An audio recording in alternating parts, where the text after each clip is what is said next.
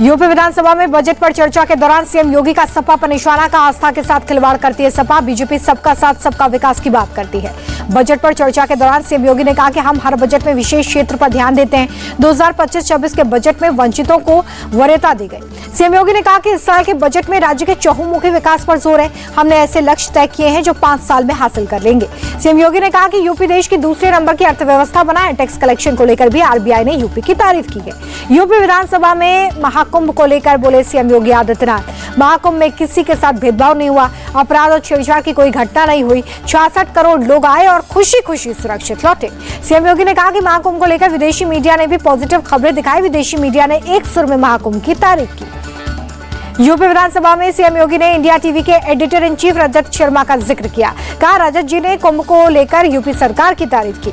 CM योगी ने कुंभ के आयोजन पर रजत शर्मा के कमेंट का भी जिक्र किया। बोले, रजत शर्मा ने कहा कि सरकार की इच्छा शक्ति से कुंभ का सफल आयोजन। यूपी विधानसभा से सीएम योगी ने विपक्ष पर साधा निशाना, कहा विपक्ष वोट बैंक देखता है, हम आस्था देखते हैं। शिवपाल के महाकुंभ न जाने पर सीएम योगी ने ली चुटकी। बजट के बाद एमएसएमई क्षेत्र पर वेबिनार को पीएम मोदी का संबोधन, का उत्पाद और निर्यात को लेकर बजट में महत्वपूर्ण फैसले। पीएम मोदी बोले कि आज दुनिया का हर देश भारत के साथ अपनी आर्थिक साझेदारी को मजबूत करना चाहता है। इस साझेदारी का सबसे ज्यादा लाभ उठाने के लिए आगे आना चाहिए।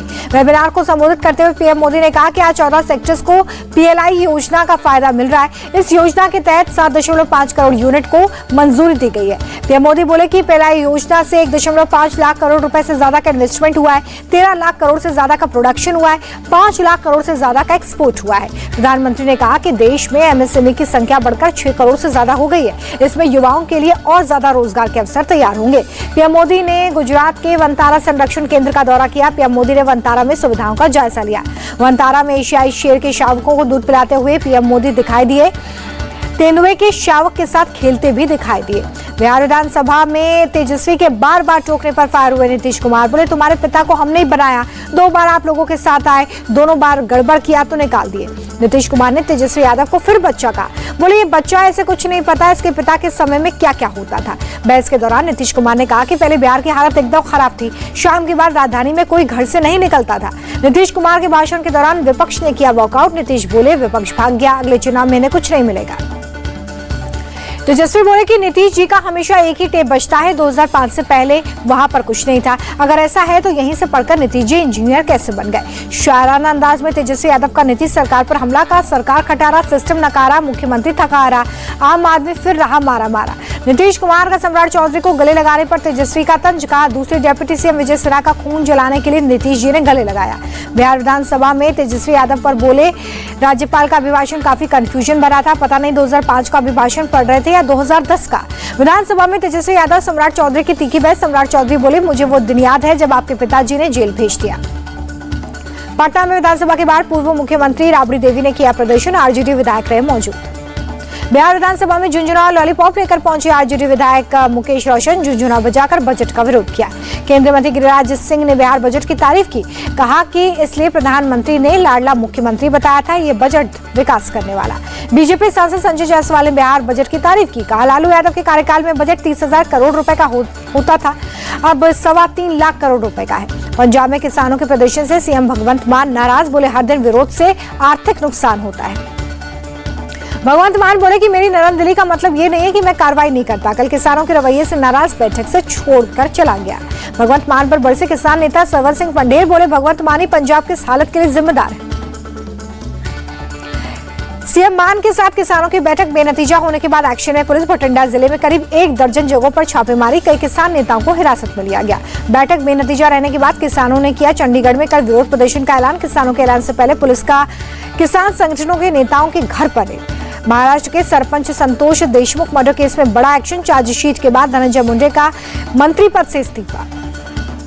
चार्जशीट के मुताबिक सरपंच मर्डर के सभी आरोपी धनंजय मुंडे के करीबी हैं। बीट के गांव में जबरन वसूली करने के विरोध में सरपंच की हत्या कर दी गई। इस्तीफे के बाद धनंजय मुंडे का पहला रिएक्शन आया सामने। बोले, स्वास्थ्य कारणों से इस्तीफा दिया, मुझे डॉक्टर्स ने इलाज की सलाह दी है।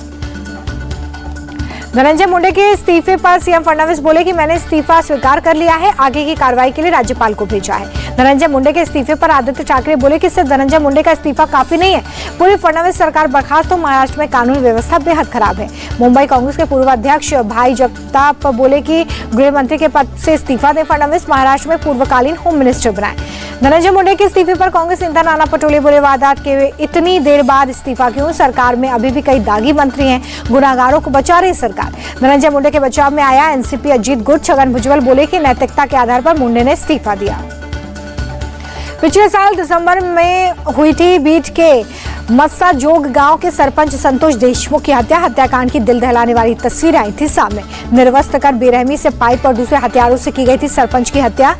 अधमरा करने के बाद आरोपी सुदर्शन घोले ने चेहरे पर पेशाब किया। अबू आजमी के औरंगजेब को महान बताने पर महाराष्ट्र विधानसभा में भारी हंगामा। महायुति ने अबू आजमी को सस्पेंड करने की मांग की। अबू आजमी के बयान पर भारी घमासान। महायुति के नेताओं ने विधानसभा के बाहर किया प्रदर्शन। डेप्यूटी सीएम एकनाथ शिंदे ने अबू आजमी पर राजद्रोह का केस चलाने की मांग की। देशद्रोही है अबू आजमी, ये कहा। अबू आजमी के मुद्दे पर सुधांशु त्रिवेदी बोले, ये बात साफ हो गई है कि ये लोग हिंदू धर्म के संपूर्ण नाश के लिए किसी भी सीमा तक जा सकते हैं। अबू आजमी के खिलाफ थाने में एफआईआर दर्ज। शिवसेना सांसद नरेश ने की शिकायत, धार्मिक भावनाओं को ठेस पहुंचाने का आरोप लगाया। अबू आजमी के बयान पर महाराष्ट्र सरकार के मंत्री संजय सिरसाट बोले कि औरंगजेब ने अगर इतना ही अच्छा काम किया है तो अपने बच्चों का नाम उनके नाम पर क्यों नहीं रख देते। अबू आजमी के औरंगजेब वाले बयान पर यूपी के डिप्टी सीएम केशव प्रसाद मौर्य बोले, सपा के सभी नेता औरंगजेब के दीवाने हैं। अबू आजमी के बयान पर बोले आदित्य ठाकरे, कहा कि हम पहले से ही कह रहे थे कि वो बीजेपी की बी टीम है। महाराष्ट्र के अमरावती से विधायक रवि राणा ने बड़ी डिमांड की। बोले कि औरंगजेब की कब्र महाराष्ट्र से हटाई जाए। दिल्ली विधानसभा नेता प्रतिपक्ष आतिशी बोली, हम प्रदर्शन नहीं इंतजार कर रहे हैं, 4 दिन के अंदर महिलाओं को पहली किश्त मिले। प्रधानमंत्री ने कहा था 8 मार्च को 2500 रुपए की पहली किश्त आएगी। दिल्ली के भलसवा लैंडफिल साइट पर बांस रोपण अभियान का शुभारंभ उप राज्यपाल विनय सक्सेना और मुख्यमंत्री रेखा गुप्ता ने शुभारंभ किया। बांस रोपण अभियान का शुभारंभ करते हुए सीएम गुप्ता ने कहा कि दिल्ली सरकार मिशन मोड में काम कर रही है। हमारा मिशन दिल्ली को साफ और सुंदर बनाना है। दिल्ली के ब्रह्मपुर इलाके में लोगों ने मकान बिकाऊ है का बोर्ड लगाया। ब्रह्मपुरी गली नंबर 12 में हिंदुओं ने अपने घरों के बाहर ये बोर्ड लगाया है। गली नंबर 12 में मस्जिद के अवैध विस्तार का लोग आरोप लगा रहे हैं। मस्जिद के बगल के प्लॉट को कुछ लोगों ने खरीदकर दान कर दिया है। उसी प्लॉट में मस्जिद की बिल्डिंग का विस्तार हो रहा है। उत्तराखंड में अवैध मदरसों और मस्जिदों पर एक्शन तेज हो गया है। देहरादून के विकास नगर में 5 अवैध मदरसे सील कर दिए गए हैं। विकास नगर में 1 अवैध मस्जिद सील की गई है। देहरादून में कुल 34 अवैध मदरसों को चिन्हित किया गया है। 6 अवैध मदरसों को प्रशासन ने नोटिस दिया है। दिल्ली में रक्षा मंत्री राजनाथ सिंह के साथ बैठक के बाद बोली बेल्जियम की रक्षा मंत्री थियो फ्रैंकेन, हमें भारत के साथ और भी मिलकर काम करने की जरूरत है। बिहार के शिवहर में बने पुल किसी काम के नहीं। पुल को सड़क से नहीं जोड़ने के कारण पुल का कोई उपयोग नहीं। स्टेट हाईवे 54 के निर्माण के दौरान बनाए गए थे पुल। खेतों के बीच खड़े इन पुलों तक पहुंचने का कोई रास्ता नहीं है। पैसे और भ्रष्टाचार के प्रतीक बने पुल। बेंगलुरु पहुंचे कांग्रेस के राष्ट्रीय अध्यक्ष मल्लिकार्जुन खड़गे। कर्नाटक के deputy CM DK Shivakumar ने खड़गे से उनके आवास पर मुलाकात की है। सीएम स्टालिन ने फैमिली प्लानिंग पॉलिसी को तमिलनाडु के लिए नुकसानदायक बताया। बोले तमिलनाडु के लोग जल्दी बच्चा पैदा करने वाला, हमारे 8 सांसद कम होंगे, बच्चों का तमिल नाम ही रखिए। बीएसपी सुप्रीमो मायावती ने मुस्लिम तुष्टीकरण का पासा फेंका। ट्वीट में लिखा, मुसलमानों के साथ धार्मिक मामलों में सौतेला रवैया अपनाया जा रहा है। मायावती द्वारा अपने भतीजे आकाश आनंद को पार्टी से निकाले जाने पर बोले यूपी के मंत्री ओपी राजभर, पार्टी को तोड़ने की साजिश करने वालों पर कार्रवाई जरूरी। यूपी विधानसभा में गुटखा खाकर गंदगी फैलाने पर स्पीकर सतीश महाना ने जताई नाराजगी। स्पीकर ने नाम नहीं बताते हुए गंदगी फैलाने वाले विधायक को तलब किया। यूपी के सीएम योगी आदित्यनाथ ने अंसल ग्रुप के खिलाफ एफआईआर करने के आदेश दिया। आदेश पर उप मुख्यमंत्री ब्रजेश पाठक बोले कि अंसल के आवंटितों के साथ बेईमानी की है, हर स्थिति में वहां के आवंटी को न्याय मिलेगा। आतंकी अब्दुल रहमान को लेकर एक बड़ा खुलासा हुआ है। छापेमारी के दौरान एक पेन ड्राइव में हमले का ब्लूप्रिंट बरामद हुआ है। राम मंदिर सहित कई धार्मिक स्थलों की जुटाई है जानकारी। कोर्ट ने आतंकी अब्दुल रहमान को 10 दिनों के रिमांड पर भेजा है। गुजरात और पलवल एसटीएफ मिलकर पूछताछ करेगी। देहरादून में महाकुंभ प्रयागराज 2025 का अभिनंदन कार्यक्रम। उत्तराखंड के मुख्यमंत्री पुष्कर सिंह धामी ने कई लोगों को सम्मानित किया। चारधाम यात्रा पर सीएम पुष्कर सिंह धामी बोले, हर मामले में हम लगातार समीक्षा कर रहे हैं, इस बार चारधाम यात्रा अच्छी होगी। कर्नाटक में अभिनेत्री रश्मिका मंदाना को लेकर सियासत गरमाई। रश्मिका पर बेंगलुरु अंतर्राष्ट्रीय फिल्म समारोह का निमंत्रण ठुकराने का आरोप, कन्नड़ भाषा और संस्कृति का अनादर करने का आरोप लगाया। रश्मिका द्वारा खुद को हैदराबाद का निवासी बताने पर भड़के कांग्रेस कांग्रेस एमएलए रवि कुमार। कहा, रश्मिका ने इस जमीन से अपना सफर शुरू किया। रश्मिका कर्नाटक के कुड्डागू जिले से ताल्लुक रखती है। भारत पाकिस्तान सीमा पर बड़ी साजिश नाकाम। राजस्थान इंटेलिजेंस ने बीकानेर से एक रेलवे कर्मचारी को गिरफ्तार किया है। आईएसआई एजेंट निमी के हनी ट्रैप में फंस गया था भवानी सिंह। हनी ट्रैप में फंसकर पाकिस्तान की मदद कर रहा था भवानी सिंह। निमी नाम की महिला से खुफिया जानकारी शेयर करता था। राजस्थान इंटेलिजेंस पूछताछ में जुटी।